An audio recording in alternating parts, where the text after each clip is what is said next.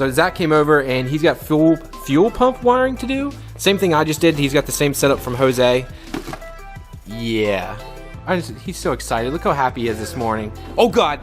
I guess we didn't quite bend those enough, did we? I mean, did it stop there?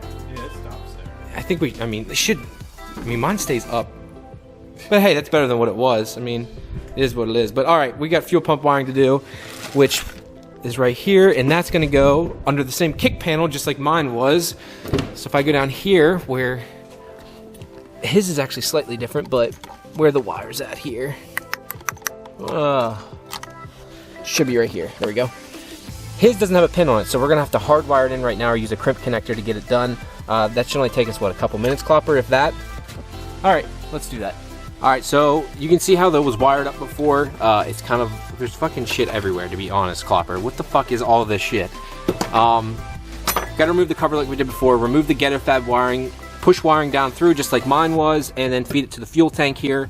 His kit is exactly like mine from Kazan Motorsports. Jose made his also. Guys, you can't beat it for the price either, so check it out. I'll put a description below in the comments of how to get a hold of Jose and Kazan Motorsports for you. Alright guys, we went ahead and depinned his ghetto fabulous, what the fuck do you call this, Clopper? Dude, I have no clue. So this is now depinned. We don't have to worry about that. We have all new new wiring. We'll repin it in there. Now he's gonna have to run all the wiring. Since I did that, I'm gonna let him do that because I am not fucking with it. It doesn't take very long, dude. It'll be easy as shit. Just lift up the carpet. Yeah, just lift up the carpet, move some of this stuff out of the way, pull this panel off. Actually, you don't need to pull that panel off. Just feed it down, open the door up here, pull this off, see if I can, just like that. And you're missing the kick panel, but that's okay. Yeah, I think I have it. And then just run the wire down underneath here. You pull the carpet back. There we go. Well, I'm gonna let him pull it apart because, well, this is his baby, not my baby. He misses his GTR some days, doesn't he? Yeah. Yeah. I'm not even gonna touch my car today. I'm gonna watch Clopper work on his. It's kind of nice for a change. So Clopper's now going through the wiring, guys. I forgot to mention he's starting, I should say, and owns Dymon Performance. He just started the company up. They sell a little bit of everything, mostly geared towards the imports. It sells Sicky Performance. We've got AEM, Exetti. What wheel companies do you have? Do you have work wheels? Yes, well, so I can get a few different wheels, but they're not really the greatest. I do have Cosmos wheels, though. Okay, Cosmos. And I'm working on getting Fortunato. Nice. Fortunato would be sick. Which should be in the next month or so. That's awesome. So I'll put his company description below, and I'll put his website. He said it's going to be a couple days, so please bear with us. So if you go to click and it's not up and running, he's going to have it up shortly, guys. And he said he'll try to beat anyone's prices and try to do the best he can, and he's got great customer service. Clopper right now is removing all this old wiring. I just don't want to even leave it in there. I don't think he does either. We'll just get all the old shit out and make it look right. I think that's part of the reason why he kind of gets pissed off with this car versus his old R32 GTR. He actually swapped cars. His R32 had plenty of issues if people are asking why would he do that. Technically, this is actually worth more than his R32. I mean, how many offers have you already had? You've already tried to have people switch with you. Yeah, I mean, it's just, a few times. Yeah. I mean, it's came a long way still. Yeah. From where it was. But of course. Still, It's just, these cars are definitely worth a boatload of money. If you do them right and you fix them up, and he's taking his time. If you guys would have seen what it looked like when he first got it, it really was. I mean, it was a fucking mess. How about it, Clopper? Yeah. So he's going to get all this wiring out here, and this will look cleaner. We'll maybe clean up some other things back here too, but yeah, it'll help clean it up a little bit. All right, guys, so the stock fuel pump wiring, not stock, or his, I'm not sure what you want to call that, Clopper. I don't know. Ghetto fabulous. So what we got to do next here is we've already ran the trigger wiring up through. We can set that off to the side. Now for that, you want to take this here. We're going to use a big power wire here. We're going to run that up across this kick panel next here. So what Clopper has to do, or I just showed you guys in the last video, he's going to run this up over kind of like he did the trigger wiring, up through this kick panel right here, up through, and there's a yellow grommet underneath. Now, the one issue we're going to have is, I'm going to be able to try and help him here. You're supposed to take this fender liner off, and there's a rubber grommet under there. But instead, there's a little hole here, and I'm going to have to get some pliers or something. When you feed it through, what I'm going to do is grab it with the pliers and then pull it up through that hole, and we'll run it straight to the battery for now. It'll just be a temporary, and then when you get it home, take the wheel off, tuck the wiring up underneath, and then you need to put the power to the fuse box itself. Yeah. What, and you came out through here? Yeah. So if you look over on my car, I ran it up underneath here. If you guys can see too on the video, up underneath, and the power source is right underneath here, right there. Yeah. So it's that simple, dude. Guys, so got it ran through, kind of like last time, like I showed you. Push it down through. Now I'm gonna have Klopper go ahead and pin this. So all he's gotta do is take this. We've already depinned the connector right here. So all he's gotta do is press it in. As simple as that. Can you do it, Klopper? Can I do it? Can you do it? Oh God. Oh, he's having struggle. He's struggling. Oh God damn, he's seriously struggling. Dude, I think I put it in upside down. That's what she said. Yep. Yep, that's it. Clipped in. Good, you're good. That's it now. Put this back on. Now let's have this bad boy. That's it, you're done. Push. Now all I need to do is start it. Of course, guys, I'm drinking a cold Keystone. He's putting the power back on because his ghetto fabulous way before was the fuel pump ran all the time. So every time he turned it off or turned it on, he had to pull the positive power. It just did that when I went with the new wiring harness, though. So thank you. So yeah, now now we're good to go. Let's go ahead and start this thing up real quickly.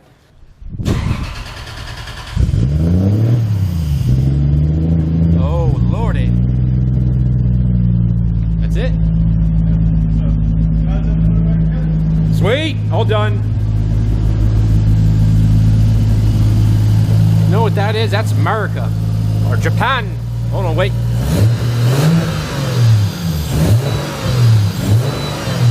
Woo. Love that shit. So Klopper and I are now going to, or I'm going to watch Klopper do it. I'm going to show him what needs to be done.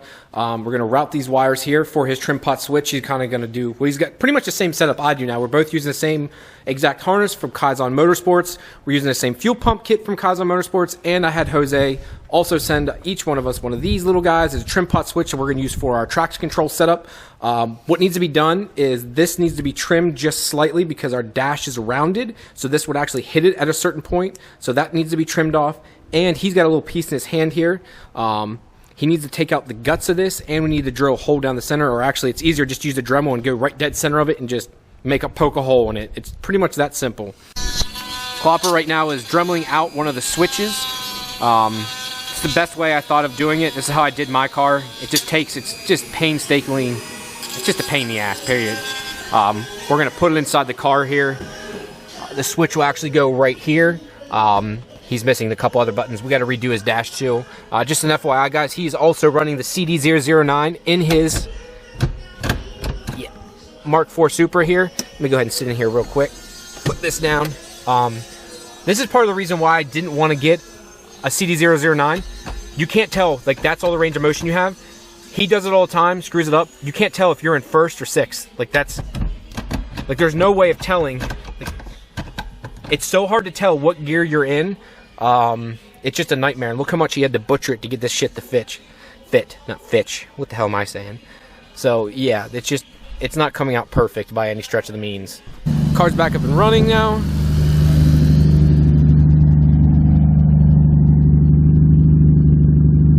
Sounds fucking mean as shit. Fuel pump wiring's in. The tune is a little wonky right now. I got my laptop hooked up to it. Got a little small issue. When it's cold, the car wants to bounce all over. Right now it's fine. And sorry guys, it's going to be glare on the screen. I know you won't be able to see shit, but I'll be able to see it. One issue we're having right now is on cold start, it is bouncing all over the place, and I'm not sure why. We're going to have to send a tune back to John Kerr and see what's going on. I'm not sure if it's something electrical or something in his wiring harness itself, so it seems really weird, and I don't know why it's doing it. Dude, burnout. Dude, burnout! See you, bud.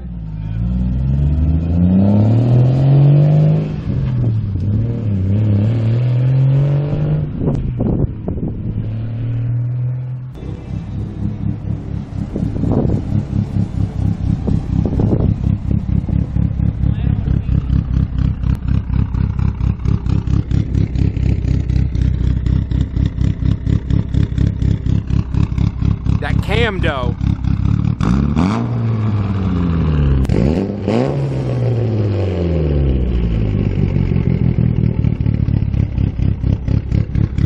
Hi, buddy. My neighbors love me.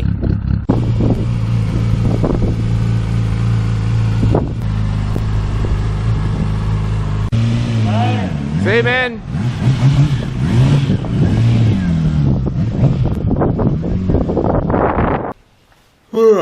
Alright guys, so you saw a good bit of the video there yesterday. It's now Sunday morning. Usually my weekends I try to jam in as much work as I can get in, but yeah, so you got to see, I had so many friends stop over yesterday. Colt stopped by, Clopper stopped by, Jason Graham stopped by. I had everyone and their brother coming over to my house yesterday, and it was awesome. Like, I had such a good time. So it's nice for a change to have friends over and kind of relax and not actually work on my car for a change, help someone else out. Clopper's car runs now, got home. We had one small issue. We were screwing with the braking system, and the check valve that goes into the brake booster, we put it in backwards. So he went to go stop when he went down here to the stop sign, and it didn't stop. It just kept going. He could have technically pressed the pedal a little bit harder, and it would have stopped the car. But he wasn't thinking, and it just kind of coasted through. Came back here freaking out. We switched the check valve around. Now everything's good. It was just really weird. I've taken that line off a million times. I've never even had that issue. I guess I've just been lucky. I never realized that that check valve, obviously, if you put it backwards, you're kind of SOL. So it was just kind of funny. He came back freaking out, and we were able to fix it real quick. To kind of leave you guys out for today, or kind of the last thing I'll talk about, is I have to go underneath the car one last time here. So I found out, if you look at one of my previous videos, I did a video on filling the R154 and putting the proper fluid in it. Well, there's 2 fill holes in this transmission. I'm not sure why, but Jose Valle from Cosmo Motorsports said I used the wrong fill hole. I'm going to double check that. I've never called anyone said they're wrong, but the book says I used the right one. He's saying to use the rear one. He said I might have overfilled it. I put in the proper amount of 3.5 quarts of oil, especially if it's dry like mine was. Since it was completely rebuilt, it was a dry transmission. So they said 3.5 to 4 quarts. I put 3.5 in it just to be safe. So yeah, I'm going to double check it. I'm actually going to take off the rear housing, the rear bolt on the housing, and see if any oil comes out. But it also sits slightly lower than the one that's in the front where I filled it from. So that has me in a little bit of a dilemma right now. So I'm going to try and check that here today. I'm going to read up a little bit more, but I'm almost like 99.9% sure I filled it from the right spot. I'm going to call my friend Chris over at Freed Engineering, who this is what he does every day. Is rebuilds R154s pretty much every day, day in, day out. So I'm going to ask him if I did it right and kind of go from there. Thank you guys very much as usual. I love making these videos. I know I didn't get the last 2 days up here, but you know, I need some time to myself, hang out with my friends too, just like anybody else. I don't know. I love making these. Dude, I love the support I get. I love the people I get to help. I just like doing this so much. So thank you guys very much for giving me the reason to do this. I really appreciate it. And do me a favor, go down below as usual, check out my Facebook page, Pure Function Engineering, or go check out my Instagram where I post a bunch of goofy shit, purefunction_. Thank you very much, guys, and I'll talk to you later. Time to go drink a beer. Peace.